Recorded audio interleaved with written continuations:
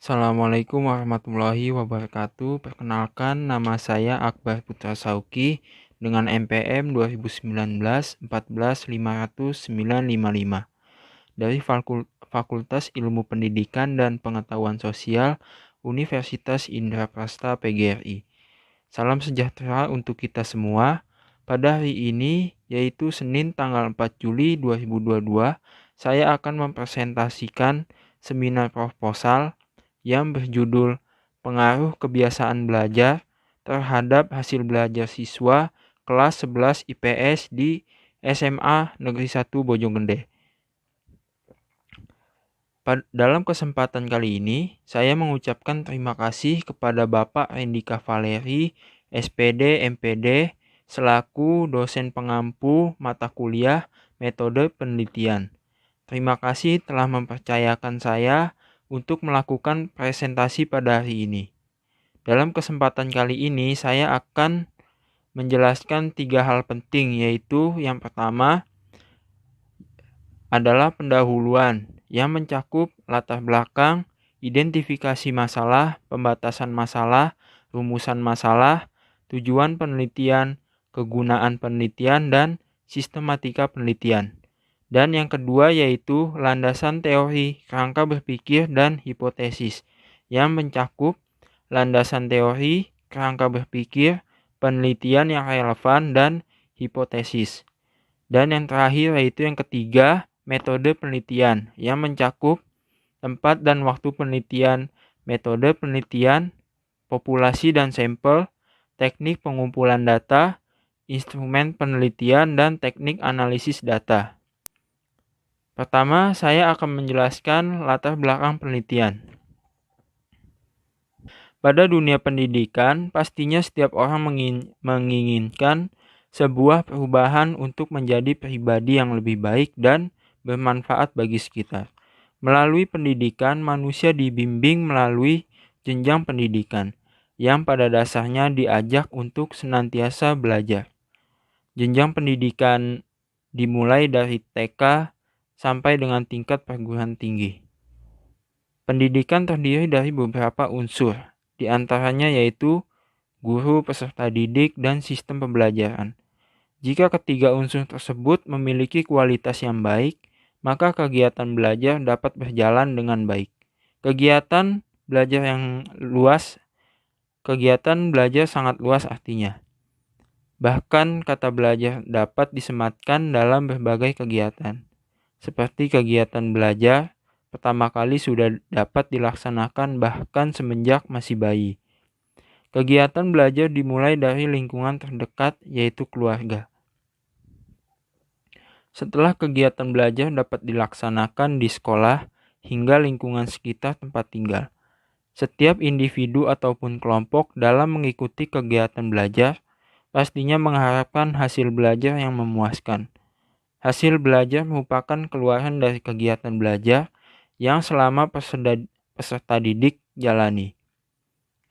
Hasil dapat dijadikan tolak ukur pencapaian peserta didik dan dapat dijadikan bahan evaluasi bagi guru untuk dapat menjadikan kegiatan pembelajaran pada periode pembelajaran selanjutnya agar menjadi lebih baik.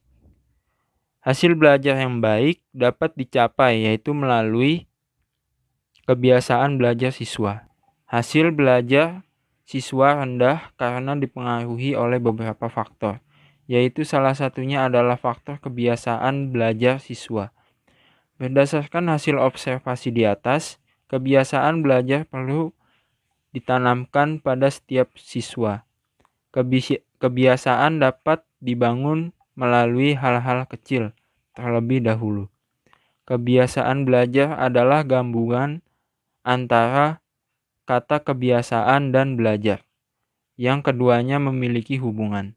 Seperti yang dikatakan Aunur Rahman 2019, kebiasaan belajar itu adalah strategi belajar manusia yang sudah terbiasa dilakukan setiap hari, sehingga memberikan perubahan dalam kegiatan belajar yang dilakukan. Secara sadar, kebiasaan ketika dijalani akan terasa mudah, karena sudah memiliki pengalaman yang matang dalam menjalani kebiasaan tersebut. Menurut Syaiful dan Aswan 2014, belajar adalah perubahan perilaku berkat pengalaman dan latihan. Artinya adalah perubahan tingkah laku baik yang menyangkut pengetahuan, keterampilan maupun sikap, bahkan meliputi segenap aspek organisme atau pribadi.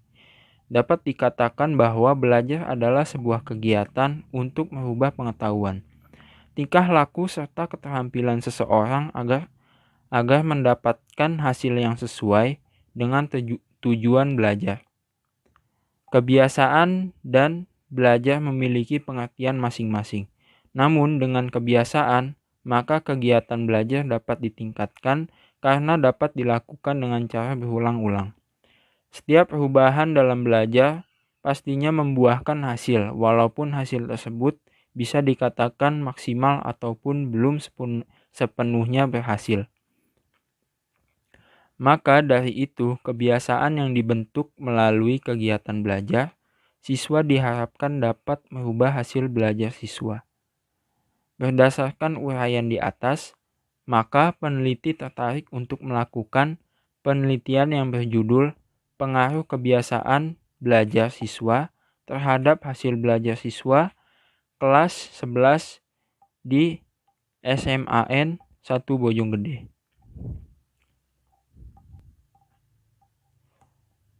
Selanjutnya yaitu dapat ditentukan identifikasi masalah penelitian sebagai berikut.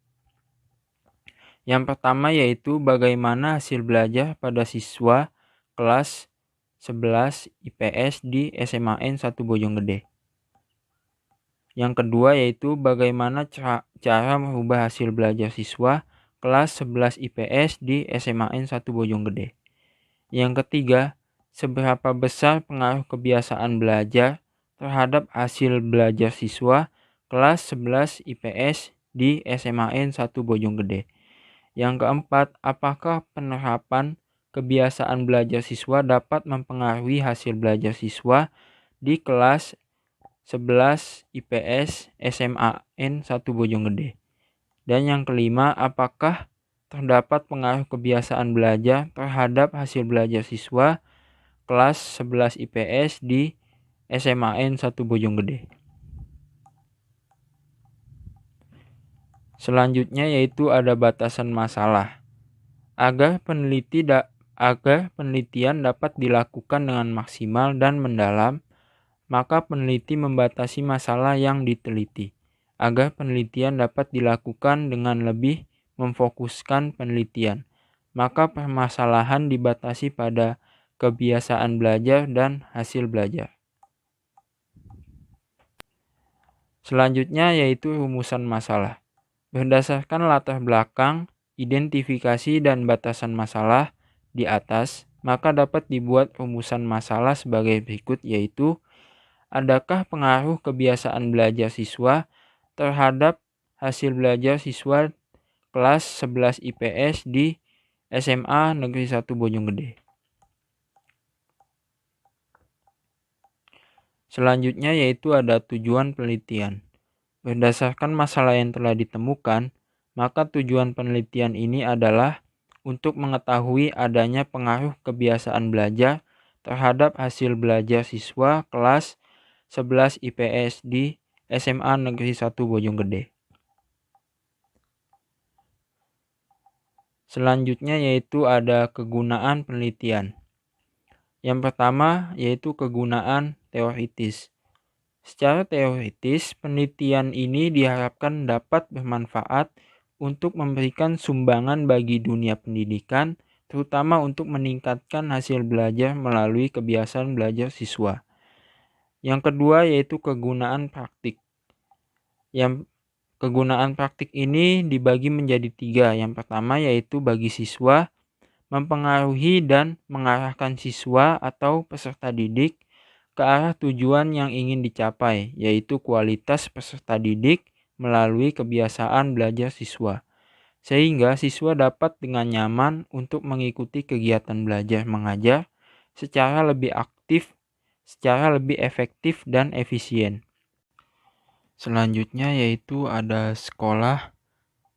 Hasil penelitian ini diharapkan dapat memberikan masukan dan informasi sampai sejauh mana penerapan kebiasaan belajar sebagai gambaran bagaimana kebiasaan belajar siswa yang mengimplementasikan hasil belajar. Selain itu, bisa menjadi penilaian yang mengimplementasikan baik untuk siswa untuk meningkatkan kebiasaan belajar. Selanjutnya, bagi guru, hasil penelitian ini diharapkan menjadi tolak ukur dan bahan peninjauan kembali atas perubahan hasil belajar pada siswa agar nantinya guru dapat lebih memperhatikan kebiasaan belajar siswa.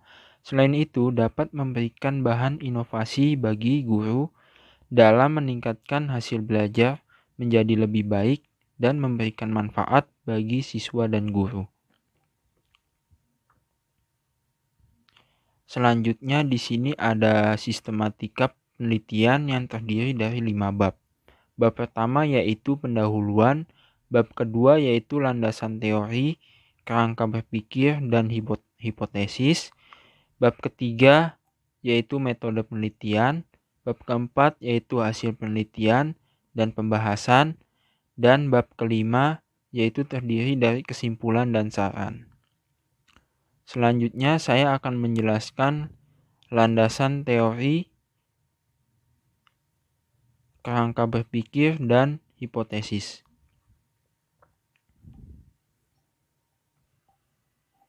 Selanjutnya, landasan teori yang pertama ada pengertian hasil belajar.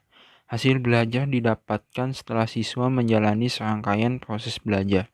Menurut Ali dalam Yulianti, Iwan Saiful 2018, yang dimaksud dengan peserta didik yang memiliki hasil belajar baik adalah peserta didik setelah melaksanakan proses pembelajaran memiliki kemampuan untuk menganalisis masalah, menarik kesimpulan, menyusun gagasan secara konseptual, melukiskan suatu proses, menguraikan hubungan, sebab akibat, dan mendiskusikan suatu masalah. Dimyati dan Mujiono dalam Muakhirin 2018 mengatakan hasil belajar adalah penguasaan pengetahuan atau keterampilan yang dikembangkan oleh mata pelajaran, lazimnya ditunjukkan dengan nilai tes atau angka nilai yang diberikan oleh guru. Berdasarkan pendapat ahli di atas, maka hasil belajar dapat berupa kemampuan-kemampuan siswa di luar dari nilai tugas, ujian, dan lain sebagainya. Kemampuan tersebut dapat tercapai setelah mencapai beberapa komponen dalam hasil belajar.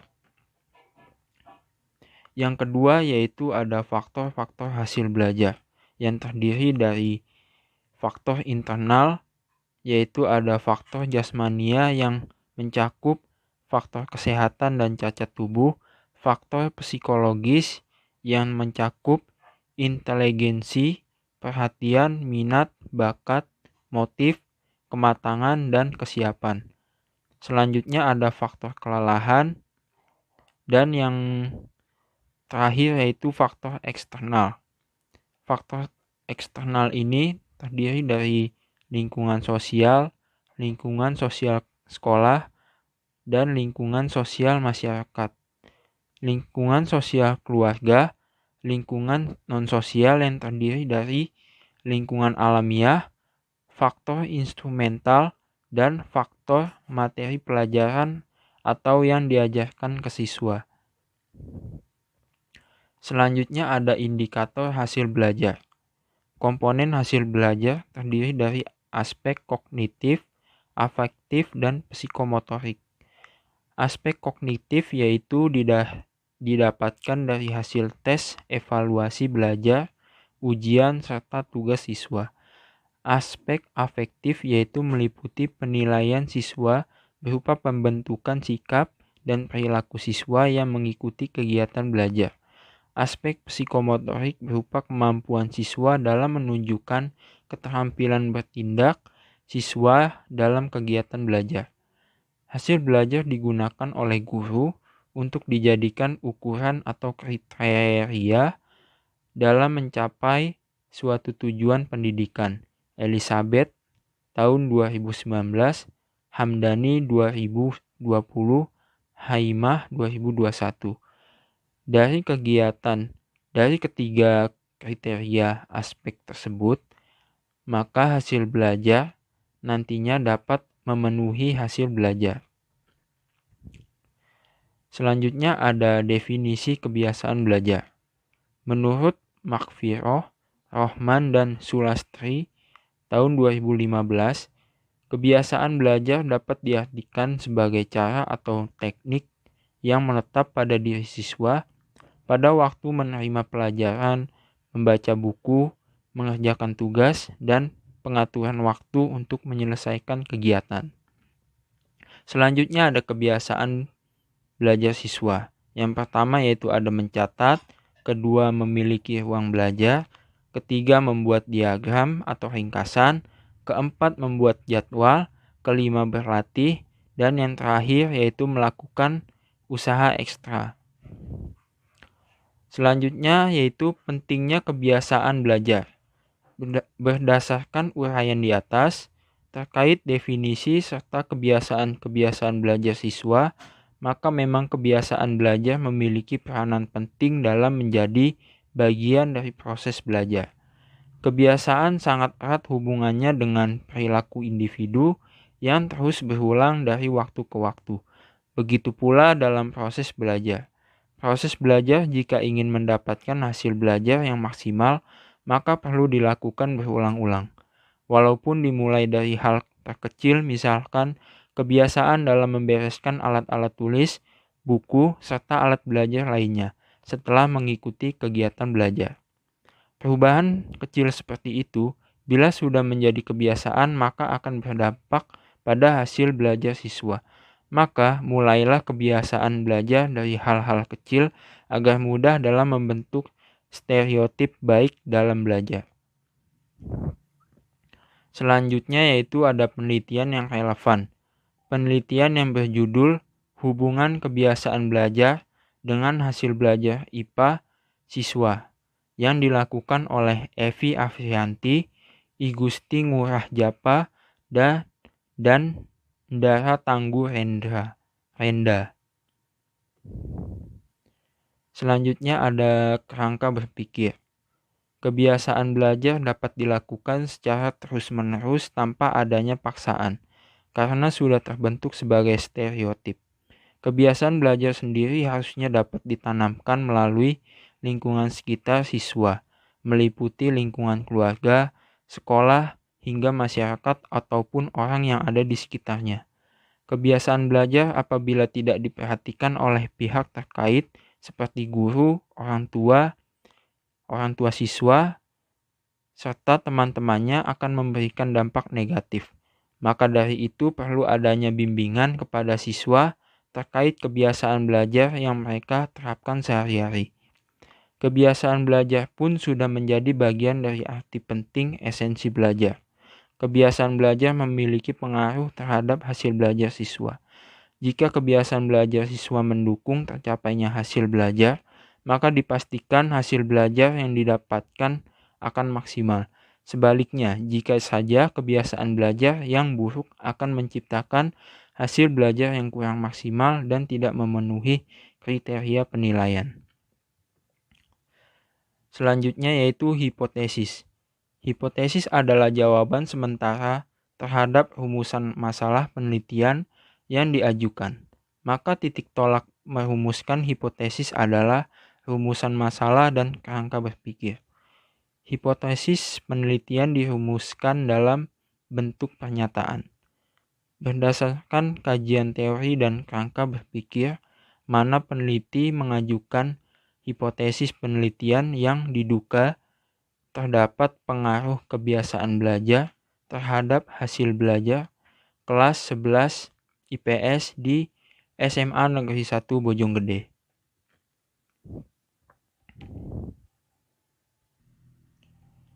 Baik, selanjutnya saya akan melanjutkan pada bab yang terakhir yaitu bab 3 tentang metodologi penelitian.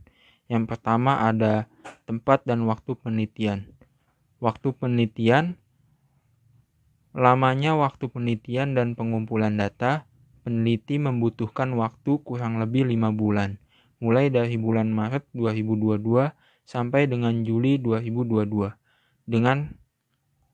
Maka tempat peneliti pun dilakukan di SMAN 1 Bojonggede, Jalan Kemuning 4 nomor 71, Bojonggede, Bogor. Selanjutnya yang kedua yaitu metode penelitian. Metode penelitian merupakan cara ilmiah untuk mendapatkan data dengan tujuan dan kegiatan tertentu. Ini berarti untuk mendapatkan data yang valid, jenis penelitian yang dilakukan dalam penelitian ini adalah penelitian survei. Dalam penelitian survei, informasi dikumpulkan dari responden dengan menggunakan kuesioner. Menurut Suhasimi Arikunto, kuesioner atau angket ialah daftar pertanyaan yang diberikan kepada orang lain yang bersedia memberikan respon sesuai dengan permintaan pengguna. Penelitian ini melibatkan dua variabel, yaitu variabel bebas dan variabel terikat. Variabel bebas dalam penelitian ini adalah kebiasaan belajar, sedangkan variabel tergantung yaitu hasil belajar kelas 11 IPS di SMA Negeri 1 Bojonggede. Selanjutnya yang ketiga yaitu populasi dan sampel. Yang pertama, populasi adalah wilayah generalisasi yang terdiri atas objek atau subjek yang mempunyai kuantitas dan karakteristik tertentu yang ditetapkan oleh peneliti untuk dipelajari dan kemudian ditarik kesimpulannya. Maka dalam penelitian ini yang menjadi populasi targetnya yaitu seluruh peserta didik di kelas 11 IPS SMA Negeri 1 Bojonggede yang berjumlah 120 peserta didik. Sedangkan yang menjadi populasi terjangkau yaitu seluruh peserta didik kelas 11 IPS SMA Negeri 1 Bojonggede yang berjumlah 40 peserta didik. Selanjutnya yaitu sampel.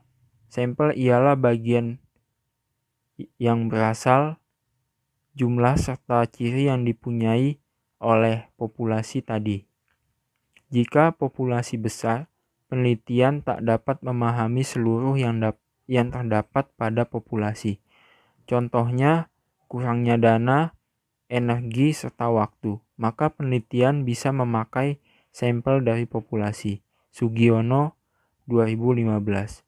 Dalam penelitian ini, sampel yang digunakan adalah seluruh siswa kelas 11 IPS 1 berjumlah 40 siswa SMA Negeri 1 Bojonggede.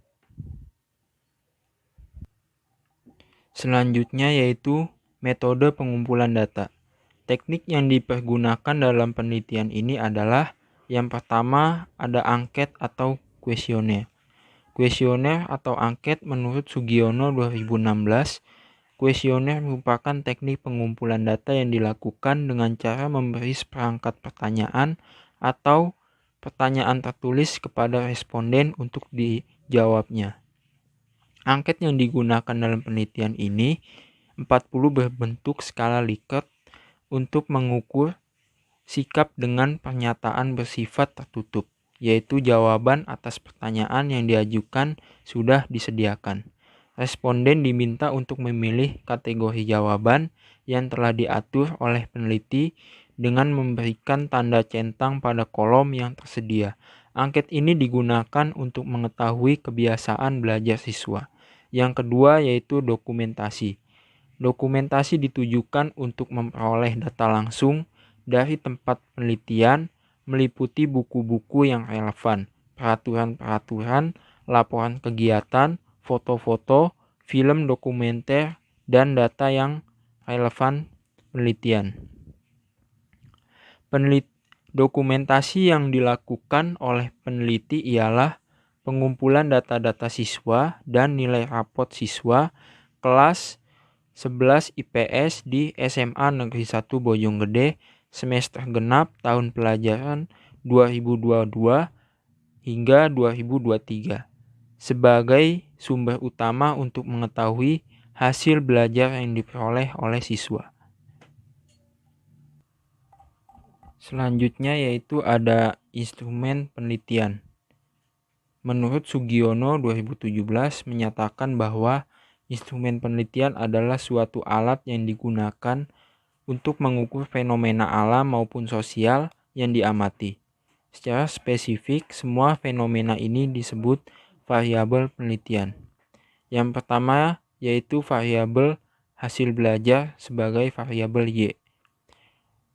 Definisi konseptual. Hasil belajar adalah sebuah hasil yang memenuhi tujuan pembelajaran dari keseluruhan kegiatan belajar. Maka dapat dikatakan bahwa hasil belajar dapat dijadikan indikator pencapaian siswa dalam mengimplementasikan kegiatan belajar pada setiap aspek kehidupan kesehariannya. Yang kedua yaitu definisi operasionalnya. Hasil belajar adalah dalam operasional variabel ini adalah terdiri dari aspek kognitif, afektif, dan psikomotorik.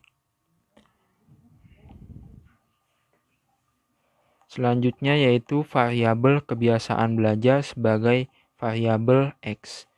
Yang pertama yaitu definisi konseptual. Kebiasaan belajar adalah cara atau teknik yang menetap pada diri siswa pada waktu menerima pelajaran, membaca buku, mengerjakan tugas, dan pengaturan waktu untuk menyelesaikan kegiatan. Makfiroh, Rohman, dan Sulastri 2015. Selanjutnya yang kedua definisi operasional. Kebiasaan belajar dibagi ke dalam dua bagian yaitu delay avoidance atau DA dan work methods atau WM. DA menunjuk kepada ketepatan waktu penyelesaian tugas-tugas akademis, menghindarkan diri dari hal-hal yang memungkinkan tertundanya penyelesaian tugas dan menghilangkan rangsangan yang akan mengganggu konsentrasi dalam belajar. Adapun WM menunjuk kepada penggunaan cara atau prosedur belajar yang efektif dan efisien dalam mengerjakan tugas akademik dan keterampilan belajar. Jali 2013. Selanjutnya ada uji coba instrumen. Yang pertama ada uji validitas. Validitas adalah suatu ukuran yang menunjukkan keaslihan suatu instrumen di dalam penelitian. Semakin tinggi validitas, maka semakin valid atau sahih. Semakin rendah validitas, maka instrumen kurang valid. Analisis yang digunakan dalam penelitian ini adalah dengan menggunakan korelasi produk momen. Ridwan 2010. Selanjutnya yaitu ada uji reliabilitas. Reliabilitas menunjukkan pada suatu pengertian bahwa suatu instrumen cukup dan dapat dipercaya untuk digunakan sebagai alat pengumpulan data karena instrumen tersebut sudah baik. Untuk menghitung koefisien reliabilitas dari alat ukur dalam penelitian ini digunakan rumus Alpha-Konbetz. Pada poin yang terakhir yaitu teknik analisis data. Teknik analisis data adalah suatu metode atau cara untuk mengolah sebuah data menjadi informasi, sehingga karakteristik data tersebut menjadi mudah untuk dipahami dan juga bermanfaat untuk menemukan solusi permasalahan. Adapun analisis data yang digunakan dalam penelitian ini adalah yang pertama ada uji prasyarat analisis, yang kedua analisis regresi sederhana, yang ketiga analisis korelasi, dan yang terakhir yaitu pengujian hipotesis. Sekian pemaparan dari seminar proposal saya. Apabila ada kesalahan dalam penggunaan kata-kata, saya mohon maaf. Terima kasih. Wabillahi taufik walhidayah. Wassalamualaikum warahmatullahi wabarakatuh.